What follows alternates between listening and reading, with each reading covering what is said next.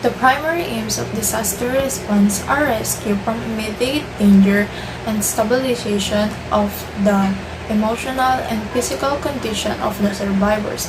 These go hand in hand with the recovery of death and restoration of essential service such as water and power.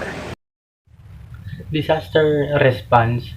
Here we will discuss, we will learn about the significance of disaster response and why it is so vital. So, an emergency plan specifies procedures for dealing with abrupt or unforeseen crisis. According to the Canadian Centre for Occupational Health and Safety, the objective is to prevent fatalities and major injuries, minimize damage to buildings, stock and equipment, protect the environment and community, and expedite the return to normal operations. Super Typhoon Yolanda made landfall in the Philippines on November 8, 2013 as a Category 5 storm. It raised to the Visayas group of islands, the country's central region, and home to 17 million people. Yolanda was the most powerful storm in 2013 and one of the most powerful typhoon of all time. However, its massive storm surge was even more destructive. Local officials estimated that Tacloban City on the island of Leyte was 90% destroyed. The Typhoon Yolanda very affected more than 14 million people across 44 provinces, displacing 4.1 million people, killing more than 6,000 people, and leaving 1,800 missing. In addition, Typhoon Yolanda damaged 1.1 million houses, destroyed 33 million coconut trees, a major source of livelihoods, and the livelihoods of 5.9 million workers. The situation during Typhoon Yolanda were swept across a number of provinces in the central region of the country, that where several lives were lost, as well as livelihoods, houses, and communities. The situation after the Typhoon Yolanda, a lot of people were living in the temporary shelters and 4 million people were still missing. All that remained was a mess of Typhoon Yolanda, and according to them, 5 years on, life is beginning to return back to normal.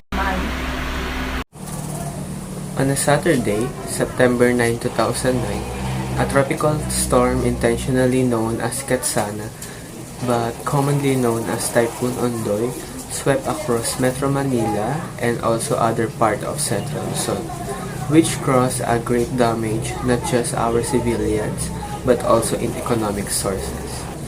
Ketsana was the second most devastating tropical cyclone of the 2009 Pacific typhoon season, causing $1.15 billion in damages, and it was the most devastating tropical cyclone to hit Manila, surpassing Typhoon Yoling in 1970.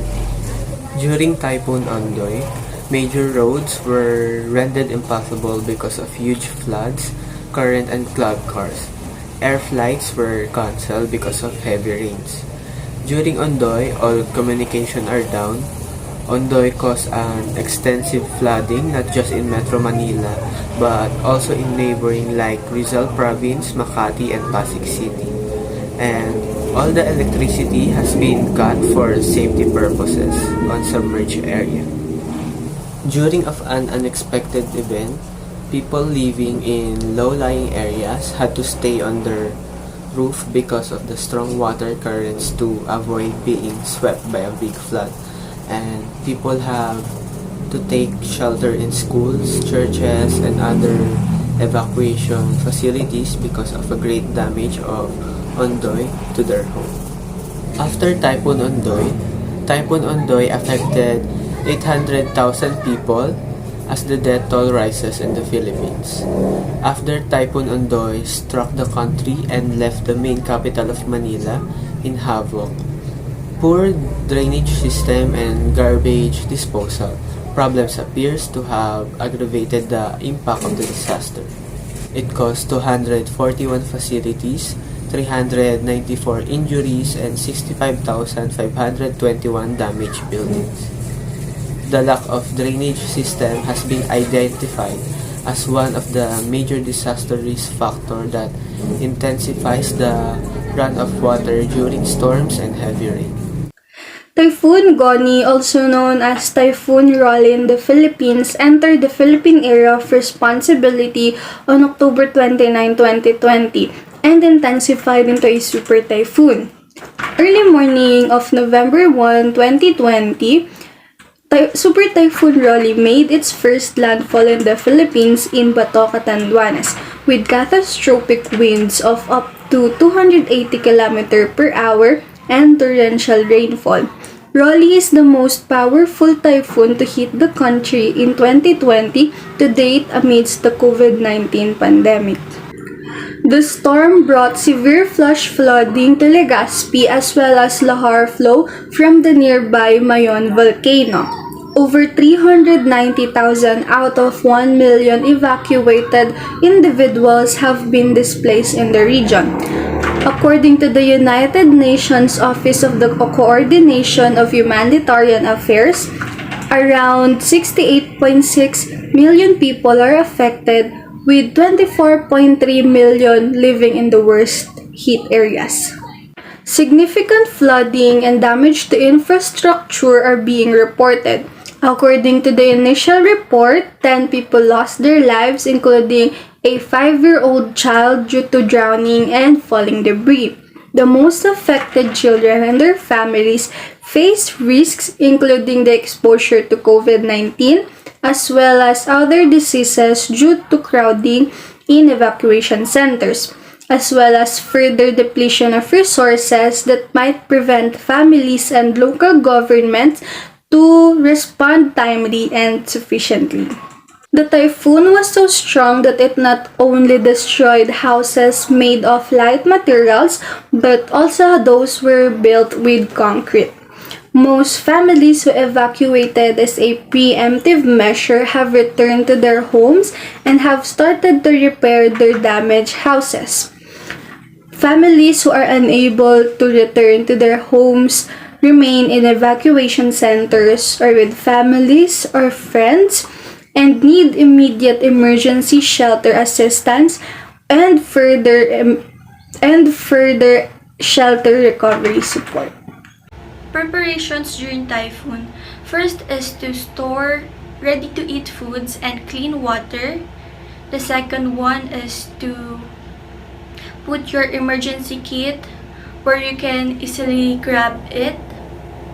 Then the next one is to do not operate any electrical equipments during a flood. The next one is to charge your phones in case of emergency. The fifth one is put extra clothes in a bag or other essentials like jackets, towels, blankets that can keep you warm during the typhoon. The next one is to do not leave your home and evacuate only when you are advised by the locals. The last one is to stay updated and monitor the news on the TV or in the radio. Preparation after typhoon. First, leave the evacuation area only when authorities say it is safe to return home. Second, report fallen trees and electrical posts to proper authorities.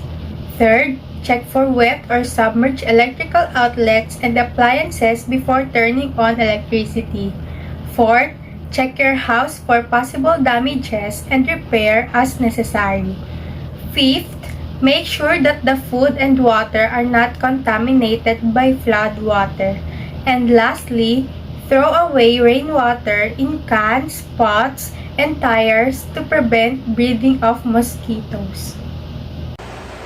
LGUs play a major role in communities' development, provide the links between people and government, address its communities' problems and concerns, enforce policies, and had influence over its communities. Civil Defense or OCD as the implementing arm of the National Disaster Risk Reduction and Management Council shall have the primary mission of administering and comprehensive national defense and disaster risk reduction and management program, providing leadership in the continuous development of strategic and systematic approaches as well as measures to reduce the vulnerabilities and risk to hazards and manage consequences of disaster. NDRRMC plans and leads guiding activities in the field of communication, warning signals, emergency, transportation, evacuation, rescue, engineering, health and rehabilitation, and auxiliary service such as firefighting and police in the country. So this is the function of DSWD regarding disaster response. DSWD to ensure the efficient and speedy delivery of aid to communities affected by various forms of disasters. The Department of Social Welfare and Development has streamlined the process of providing relief assistance and basic services to these calamity-stricken areas. So this is the function of DOH regarding disaster response. Basically the DOH has three major roles in the health sector. 1. Leadership in health. 2. Enable and capacity builder. 3. Administrator of specific services. Its mandate is to develop national plans, technical standards and guidelines on health. The Department of Health DOH is the principal health agency in the Philippines. It is responsible for ensuring access to basic public health services to all Filipinos through the provisions of quality healthcare and regulation of providers' health and goods and services. Its mandate is to develop national plans, technically standard and guidelines on health. Aside from being the regulator of all health services and products, the DOH is the provider of special tertiary healthcare services and technical assistance to health providers and stakeholders. Functions of agencies regarding disaster response. DND or Department of National Defense, it is in charge of providing the state with the necessary protection against foreign and internal dangers, as well as leading, planning, and supervising the National Defense Program, preserving law and order across the country, and fulfilling such duties as may be required by law. DILG or Department of Interior and Local Government. The DILG helps local governments deliver services to their constituents in a more effective and efficient manner. DILG develops policies, strategies, and programs to strengthen local autonomy, with an emphasis on LGU's administrative, technical, and fiscal capabilities. The Local Government Academy is DILG's main capacity building arm. The objective of two agencies that I mentioned earlier is to have an integrated and coordinated search and rescue retrieval capacity for the victims of the disasters.